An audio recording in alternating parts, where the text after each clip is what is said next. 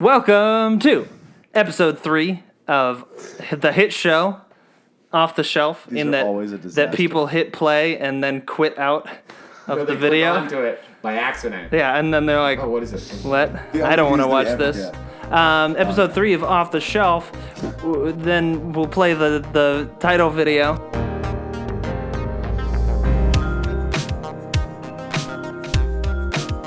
Good. We'll leave that in. Yeah. This is Sam Stewart, Sam Terrio. I will be the pseudo-host, Jake Terrio. And we just watched Neil Blomkamp's directorial debut, District 9. I was the only one who had already seen it. You've never seen it before? I've never seen it. Why did I touch your thigh? So Personal space invader cam. I think I mentioned in the Hardcore Henry review that I was a big fan of Charlton Copley ever since seeing this movie. So what are your thoughts on the film? Go. Okay, I liked it. I enjoyed it. We made a lot of jokes about our thoughts about the film. There was a lot of the end, silence there's a lot of silence. for like the first No, at the end, 75% of the movie. I mean, afterwards, like our thoughts about the film were very jokey, but in all seriousness, I thought it was a very well-crafted film. Like mixing the whole documentary feeling with other cinematic aspects. It felt like a documentary, but it also felt like it was a piece of fiction still. Right. Okay, this movie was definitely... I was gonna smack it out of your hand, but you're falling, or you're Smashed into the computer. right into the screen. Computer's down there. Okay, this is off the rails. Yeah. No, this is off the shelf. Whoa! Okay. Entertainment Weekly says, it will blow your mind. It's a must-see movie. I don't know about that. I don't know if it blew my mind, but it was. I would say it's a you should see. I wouldn't say a must see. I would say that's why I said you should see. That sounds like a must see. No, That's a It's rephrasing. more passive. That's a rephrasing you should see. Well, it depends on how passive-aggressive you're being. Yeah, you should see District 9. You should see this. Or like, film.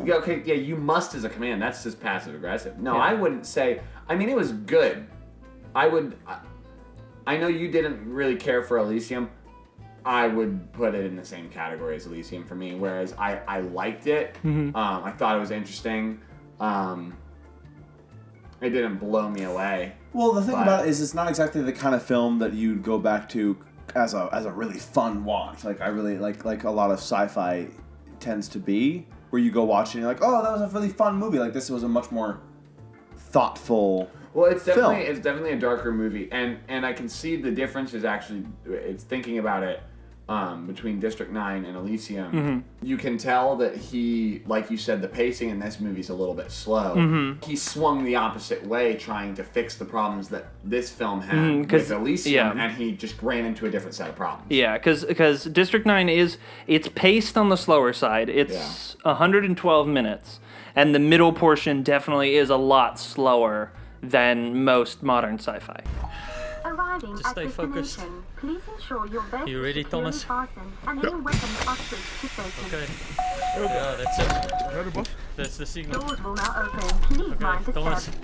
you stay behind us. Registered. I thought the first 30 or 40 minutes were really compelling, up until when he goes and gets the cast off of his arm. Yeah. I thought it was really, really interesting watching it, because it felt like real enough that it felt like you're watching some kind of massive social political event unfold, and you're going like, all right, okay, what's going on? This is crazy. Which is what I like about his movies like Elysium, and this is why I didn't see Chappie, that we talked about that it combines sci-fi, like really unreal elements, with really gritty, With the real world. really gritty real life. It felt like something that could have been factual. Exactly. Like, I was fully ready to believe that there were aliens in Johannesburg. Yeah. They were living in a slum. And I was fully ready to believe that because the world felt real. Yeah, and especially it's I think good because Neil Blomkamp is a South African native. He's a director, and Charlton Copley is also from South Africa. And so I think it was good that they chose to set it in Johannesburg, because it's not really a city on a lot of people's radar. And so it gives it that whole, because it's not in LA like Elysium was, or like Battle LA. yeah, or where What a movie. where it's a city that people are super familiar with. Or New York. Yeah, so it takes Yeah. a little bit more to suspend that disbelief. Yeah, because it's not like South Africa isn't exactly on our radar every day, so it's like, oh well, I guess this could have been happening without. Yeah, because who our cares what knowledge. happens in Africa? Shut up, Jake. Classic. Let's leave that in. It feels like you're there, and because it's not. It's an acceptable. It doesn't farce. feel like a movie because it's not.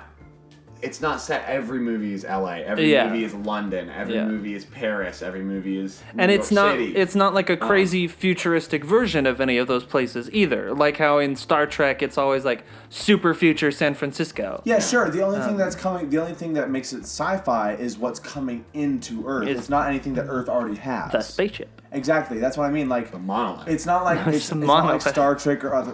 There's a monolith on Phobos. Add that in again. The fact that the sci-fi from this movie is this fiction part of it is nothing that humans have done. Mm-hmm. Like it's that the aliens came and they brought their technology. Basically, everything in the human world is the same. So you don't have to worry about like Including oh, no, we don't have racism. that. yes. Still exists in this movie. Because for those of you who have not seen District 9, it is kind of Neil Blomkamp's take on apartheid in South And if you Africa. don't know what that is, go read a book. Yeah, Get go off the- look it up. Get off the Any internet. book, any book ever. Yeah. Will explain. So yeah, it's Paul the 15, aliens Paul have shown up and people don't want them there. Get the aliens out. Maybe who else have we heard say that? Build a wall. Wait. Or build a wall around the aliens. That wasn't it. Get the aliens out of our country. We're gonna Relocate move on the now. aliens? Is that the one that we're doing? Yeah. So, Sean Plummer Because the aliens were coming from a different planet. These And they aliens- were sending rapists. and They're taking our criminals. jobs. criminals. Yeah. Where there are And these picking our- aliens, there's crime. Exactly. That was a plot point. That They was- were picking our fruit for 75 cents a day.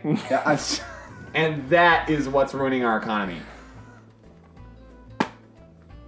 This is just right-wing propaganda. Because if a foreigner can come into your land without speaking the language and take your job, maybe you didn't deserve it. Get them out. yeah, I was asking about how much it costs because there's a lot of really cool practicals. $30 million And it was $30 million. I was Which like, is that's chump nothing change in Hollywood. for a sci-fi Well, but film. think about it. They filmed That's it. 10% of your average sci-fi film, basically. They filmed it in Johannesburg. Johannesburg. So it's probably cheaper for them to film there. With a lot of South African actors. And a lot of And no-name no-names, yeah. actors. A lot of Because Charlton Copley was a no-name until this movie. A lot of it too is like all that stuff in the slums is probably just like outside of the city. And like, yeah, a that little was bit of a just like desert. in Johannesburg. That's what I mean. I don't think they built a lot of those shacks. I think that No, was it's just probably like just abandoned stuff. houses. Yeah. Like a lot of the movie takes place in areas that you probably wouldn't need to pay a lot of money to make, Or tell people that you're or gonna if it be was there. Yeah, I mean, I thought it was a really good movie. It was very interesting. It's definitely that. The social commentary is really solid. Well, and it's subtle. Doesn't slap you in the face with it. Yeah.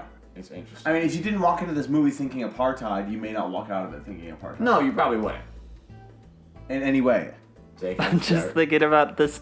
We were like, if you were the kind of person who went into this movie and was like, man, Nigerians suck, you missed it. the point. misunderstood. Because there's a whole subplot where in the District 9 alien slum there's like Nigerian gangs. I want to talk about the amazing performance by Charlton Copley. Yeah, it's I think still is his best work. How can we go back? I have a plan, and I know how to fix it, all right? I know how to fix myself, and it'll be me, and we'll be back together. You promised me. I promise you, baby. Don't give up on me, okay? Because I haven't given up on you, all right? I won't. Because like he was good in Elysium and he was good in Hardcore Henry, and apparently he was in Maleficent. Yes. I didn't see Maleficent. that, I had but- zero interest in that film. But he was in it, so I might have to go find it somewhere and watch it But not illegally, pirated. not illegally. Don't pirate. It's so good. He is so good in this movie and so believable as this kind of Awkward. this like awkward little government worker who just gets thrust into this horrible situation and then having to deal with the repercussions of everything. And watching the film, like as it continues on, every single one of his actions is like believably motivated. Mm-hmm. Well, I mean, and that comes down to the Part of script. that's, of course, the script writing, but I mean, also that's part in his portrayal. Everything that happens, you understand based on the character that he's portraying in front of you. Mm-hmm. It all makes sense. There's nothing that happens with this character that you go, even when there's like decisions that he makes that are like maybe different than you thought, it makes sense to you still. He's amazing. He did a very fantastic job. I love him. I love this movie. It's a really good. I love it. This is, I think, one of my favorite science fiction films.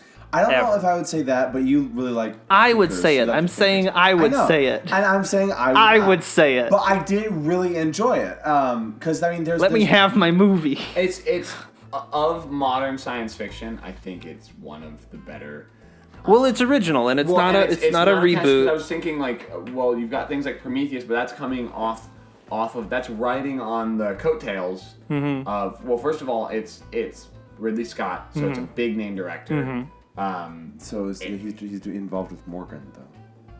I mean, He's just producing that. the It's- man is made. As directors get older, you've got Peter Jackson, you've got Steven Spielberg, Yeah. you've got Ridley Scott. Spielberg's They pretty just hit or miss start nowadays. Making bad movies. Yeah. You M. have Night your own- Shyamalan Ding Dong. Yes, you've got so many problems. The trailer for Split just came out, and it looks bizarre. Also James with that girl McAvoy. from The Witch. James McAvoy looks like he's going to do a great job, but other than that. Does he, though? I'm sorry, James, if you watch this. I'm not. It looks like a bad movie. It It's a does. stupid movie. It does Oh, look it like a looks like bad a terrible movie. film. Take but, I mean, away M. Night Shyamalan Ding Dong's movie. He can't make movies anymore. This is our idea. You make 3 stinkers in Hollywood, You're done. and you're done for 10 years. Your DGA privileges are withheld you for can 10 write, years. You can go make TV. You can act. You can No act, you directorial can do theater. privileges, You can't make a movie in Hollywood. Yeah. For 10 years. You want to go into Bollywood and make a movie? Feel free. Roland Independent Emmerich. films, Yes, Roland- feel free. Michael Bay. Michael Bay Bay. also needs anything Adam Sandler has ever attached his name to. Adam Sandler just should never. He Adam, stop. This movie, for being an original, totally a directorial debut, Mm-hmm. completely original concept, very good. Yes. Yeah, and absolutely. It holds up as original sci-fi content. If we could have Well, more like we talk about all sci-fi the like time. this, because I mean I like, obviously we love Star Wars. Mm-hmm. You like I love me some Star Wars. the Star Trek movies. I've only seen the first one. I didn't see anything else. Into Darkness I was didn't- just The Wrath of Khan. Yeah, people were mad about that because Because- they were like, it's not Wrath of Khan, Yeah, and then it was Wrath totally of Khan. was. However, I have heard very good things, and actually both IMDb Star Trek Rotten Beyond's got Tomatoes. like 93% on Rotten it's Tomatoes. very highly rated right That's now. I think it's 87. What's his name? Justin Lin, the director of The Fast and the Furious. Let's check.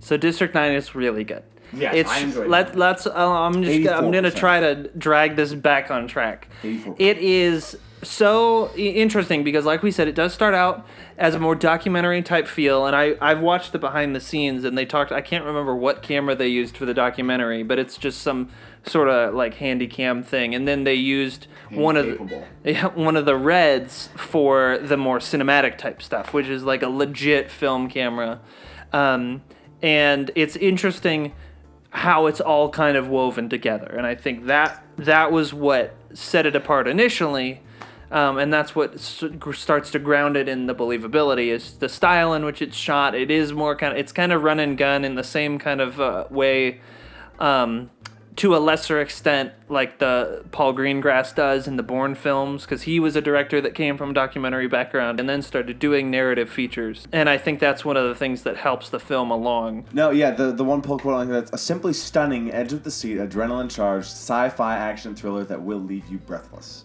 I agree with that. The first time I I was saw going to. I disagree with that one because I feel like most of the movie was not adrenaline charged, edge of your seat. Like it was intriguing and compelling, but there wasn't a whole lot of action. Like no, but it's the suspense because but it's not adrenaline charged. I don't think. Okay, so we saw Eye in the Sky. There's not a lot of God bless bless you.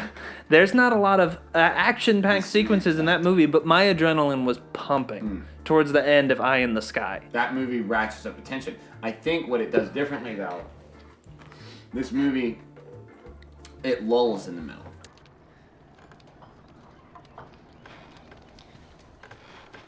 I don't have any pointers on how it could have, how I think it could have done better, because I don't know how else it would have. Well, 'cause I don't feel like it needed know what to I do mean? anything Yeah. different. I thought that, like I said, I was still very intrigued and I was with it the entire Yeah, way. I it's- just disagree with saying that It's adrenaline not. It's charged. not that it's like slow, Absolutely not. like 2001: A Space Odyssey. Golly, that It's film is. slow Except the last 20 in minutes its of that, right? pacing. The story is not action beat. It's not Hardcore Henry. It's not Mad Max Fury Road, even though Fury Road does have lulls in between some of the stuff. And this just has longer lulls where there's more character development happening than strictly action. There are some pretty like interesting like body horror stuff, which is like he pulls Fingernails a off. thumbnail off, some teeth, And it's fall out. abrupt, and I think Yeah. that's what gets you the It- first time.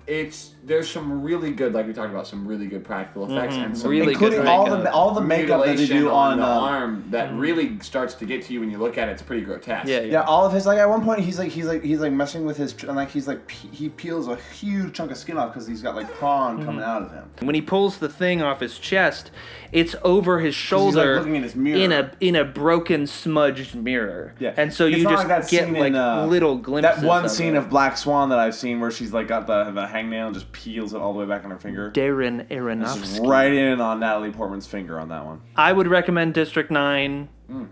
I would recommend District. Yeah, 9. if you've got 2 hours to kill and you want to watch something interesting and compelling. Something sci-fi And- that's original with something to say. Hopefully, soonish, we will get Neil Blomkamp's Alien movie.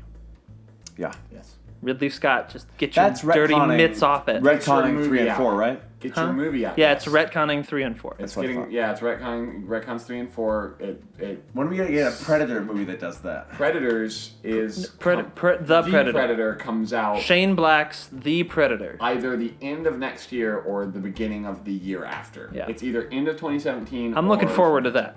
That is going to be amazing. He went to But it's like 200 million, isn't it, or something? He Like secured a huge budget for it Boku Bucks. because he told him that he wants to do it like a Marvel movie, Mm-hmm. like an event film, basically, where this is a huge premiere and The everything Predator. like that. And he said if he's going to do it that way or he's not going to do it. And they went, okay, Sure. here's several $100 million. Will Jesse Ventura be in it? We don't know, but it is rumored that Arnold will make a cameo. That would be great. Who is going to see? Where are all? Carl okay, Weathers? This is gonna be a weird They sentence. clone Carl Weathers and Jesse Ventura. They bring them back Into one man, to be in the movie. Jesse Van Williams. Well, here's the thing. Where are all our massively That's buff not even the last name. former Olympian bodybuilders to star in our action movies anymore? It needs to be Where are the Arnolds? a John Cena-led Predator movie. No, God forbid John Cena's ever in any movie. But the Make it The problem Rock. would be You'd never expect it. you couldn't see him. Yeah. That's a John Cena reference. Let's get The Rock. Let's get The Rock to be the Get guy. The Rock Dwayne. in there. Dwayne Johnson, be in The Rock. Dwayne. Wait, that's the same thing. Be in the Predator. Dwayne, do the Doom movie with us. We will lead you down Asunder. To hell. a path to literal Lead you to hell. and then out of it, and then to hundreds of millions of dollars because I'm confident that film will make a lot of money. So much money. All right. Money. All I Go ask see is that you District stand 9. with me.